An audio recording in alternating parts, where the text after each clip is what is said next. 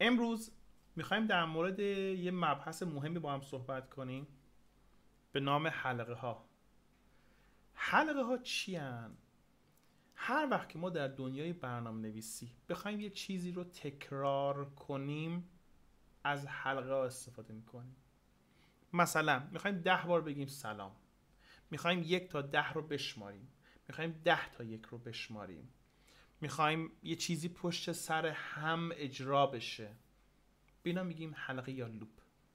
ما دو تا حلقه اصلی داریم توی چرا من تکون میخورم، دو تا حلقه اصلی داریم توی پایتون، یکی لوپه یکی فوره، یکی وایل. الان میخوایم در مورد وایل صحبت کنیم با هم دیگه، بعد میریم سراغ فور. خب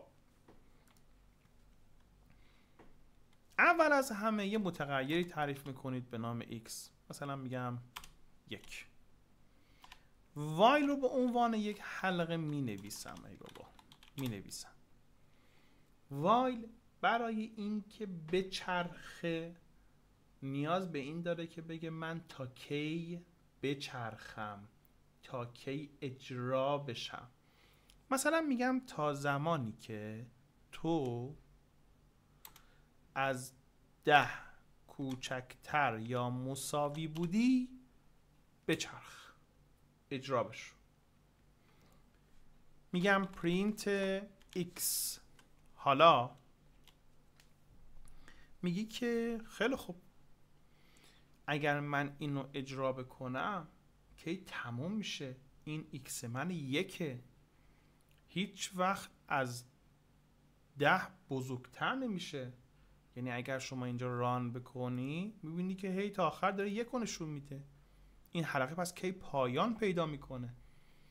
اینجاست که نیاز به این داریم برای این آقای x یه عمل ریاضی انجام بدیم. مثلا بگیم x به علاوه 1. پس این هر بار که این حلقه اجرا بشه یکی به x اضافه میکنه. اگرم توجه بکنید متوجه هستید که چون همه اینا در یک خط هستن پس همشون به آقای وایل ارتباط دارن یا به خانم وایل ارتباط دارن. حالا اینو اجرا میکنم، ببینید که 1 تا 10 رو شمار به همین راحتی. میخوای برعکسش انجام بدی، میگی از 10 تا 1 برای من بشمار. چیکار کنم؟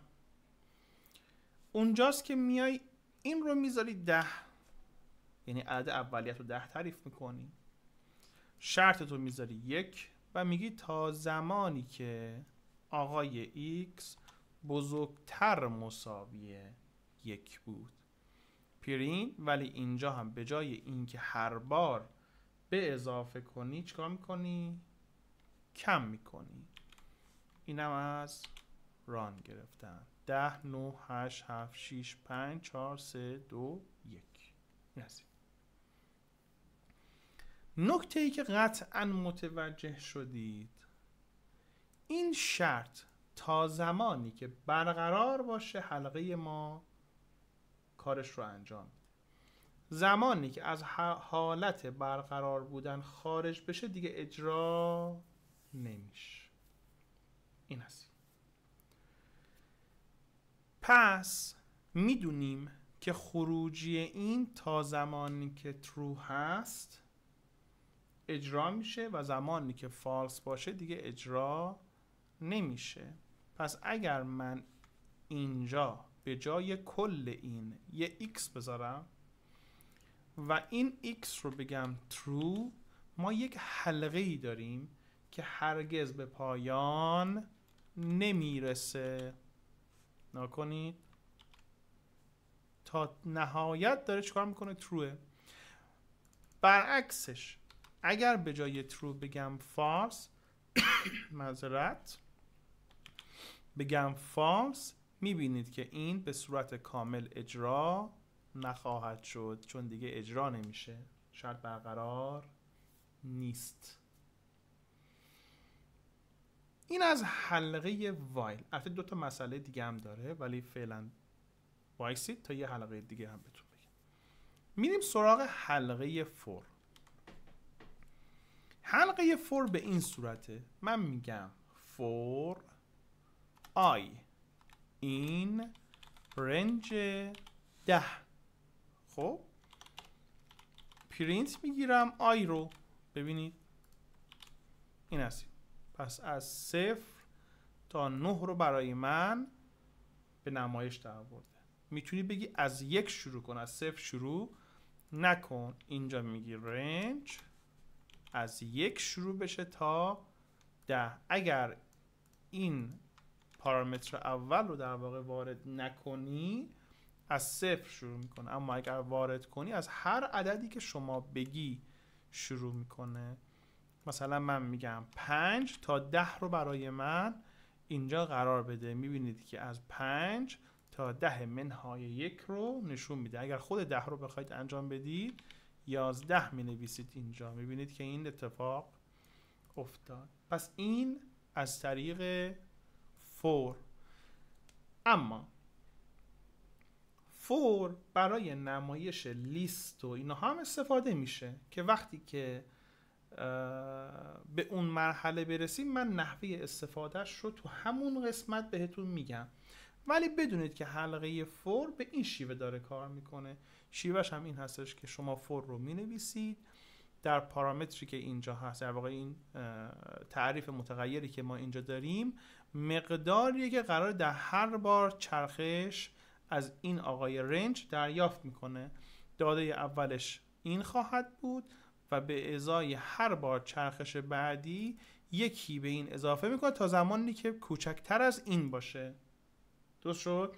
یعنی من گفتم 5 تا برسه به کوچکتر از 11. میبینید که 5 6 7 8 9 10 رو انجام داد. حالا فرض کنید من میخوام بگم که یه حلقه دارم به نام فور این رنج مثلا 100. میخوام بگم همه اعداد رو به من نشون بده مگر اینکه این عدد بر 3 بخش پذیر بود. خب پس چی شد؟ همه اعداد رو به من نشون بده مگر اینکه بر 3 بخش پذیر بود. اون موقع بیا چیکار کن؟ بیا کانتینیو کن، یعنی از اون عدد بگذر.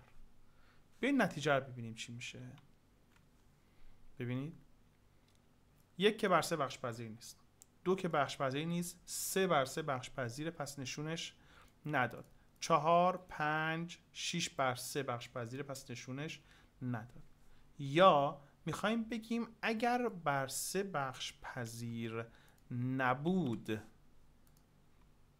ببخشید اگر بر 3 بخش پذیر نبود ازش بگذر. بله، یعنی هر وقت که عددی که ما اینجا وارد میکنیم بر 3 بخش پذیر نبود میاد چیکار میکنه؟ میاد عبور میکنه، کانتینیو میکنه، ازش میگذره. ببینید حالا فقط اعدادی رو ما اینجا داریم که بر 3 بخش پذیرن. چرا این اتفاق افتاد؟ به خاطر اینکه من گفتم if اگر مود گرفتم از 3. یعنی چی؟ گفتم اگر 3 ببخشید I باقی ماندهش به 3، اگر اینو بنویسم که میگم چی؟ مساوی. میگم باقی مانده 3 باقی مانده I تقسیم بر 3 اگر برابر 0 شد از این بگذر. بگذر یعنی چی؟ یعنی هر چی که از این به بعد من برای حلقه فورم بنویسم نادیده گرفته میشه. میبینید اگر من اینجا بگم پرینت مثلا hello world، این آقا الان کار میکنه. نگاه کنید من میگم چی؟ اینم واسه اینکه کدوم کوچیک‌تر بشه تا 10 میگم بشمار. ببینید hello world کار میکنه. این اصلا ربطی به این نداره. این فقط اومد چیکار کرده؟ اونایی که بر 3 بخش پذیر بودن رو اجرا کرده. حالا یه چیز دیگه، اگر من این رو بیام اینجا هم بنویسم مثلا میگم h اینم I، بنویسم نکنید H0 H1 H2 H3 رو میبینید با اینکه من اینجا کانتینیو کردم. پس هر آن چیزی که در حلقه باشه و قبل از کانتینیو باشه هم اجرا میشه. فقط کانتینیو میاد چی کار میکنه؟ از ادامه گذر میکنه و میگه شما دوباره بیای اینجا، یعنی دوباره حلقه رو از اول شروع میکنه، میاد اینجا، هی میگرده تا بیاد چیکار کنه؟ این شرط برقرار نشه. نکن. پس صفر گفته بر 3 بخش پذیر است، میگه که نه، بس هیچی ازش اجرا میشه. دوباره میاد اینجا تا به 3 برسه، میگه 3 بر 3 بخش پذیر، بله، پس عبور میکنه دیگه. ما عدد رو اینجا پرینت نکرده برامون، نشون نده، پس متوجه میشیم این اجرا نشده. اوکی؟ بریم سراغ یه مبحث دیگه. مثلا میخوایم بگیم که فرض رو برای این داشته بگیم اینجا، اینم از این، من این اجرا میکنم، میبینی 0 تا 9 رو نشون داد. میگم اگر عدد من مساوی 3 شد، تو چه اینجوری نمیشه، اگر برابر 3 شد تو از این حلقه فور خارج بشو، اصلا ادامه دیگه نده. تو کانتینیو ما میگفتیم فقط از ادامه کد توی این چرخش بیخیال شو و چرخشت رو ادامه بده. ولی اینجا اصلا میگیم بابا از حلقه بیا بیرون، حلقه کارش تموم شد. خب پس اینجا میگیم اگر آی به 3 رسید تو بریک کن، بیا بیرون. نکن چه اتفاقی میفته. 0 1 2 3 که رسید بریک کرد، ازش اومد بیرون. من اینجا یه هلو ورلد میذارم، ببینید که از ادامه کد دیگه مشکلی نخواهد بود، یعنی کد اجرا خواهد شد. همین شرط برای وایل هم هست. یعنی من نگاه کنید، میام اینجا یه وایل ترو میذارم، اینجا هم خیلی کاربرد داره، چه مثال قشنگی شد. فرض کنید میگم x1، میگم x رو هر بار به اضافه 1 کن و پرینت کن x رو. اما اگر x بزرگتر از 10 شد شما بریک کن، ببخشید شما بریک کن. ببینید پس 2 3 4 5 6 7 8 9 10 11. سوال پیش میاد، میگه مگه شما نگفتی که اگر بزرگتر از 10 شد بریک کن؟ پس چرا اینجا با اینکه بریک کردیم 11 رو نشون داد؟ چون عمل جمع قبل از بریک اتفاق افتاده، یعنی اینجا اتفاق افتاده. اگر من اینو می اومدم اینجا میذاشتم، ببخشید اینجا میذاشتم دیگه، این شیوه، ببخشید یعنی اول وایلم میذاشتم دیگه این اتفاق نمی افتاد. نکنین این از این. پس 4 تا مسئله رو با هم صحبت کردیم. while for continue break. گفتم while برای حلقه هایی هست که میتونه به صورت نامحدود بچرخه، هر زمانی که خواستید بریکش کنید، کانتینیو کنید.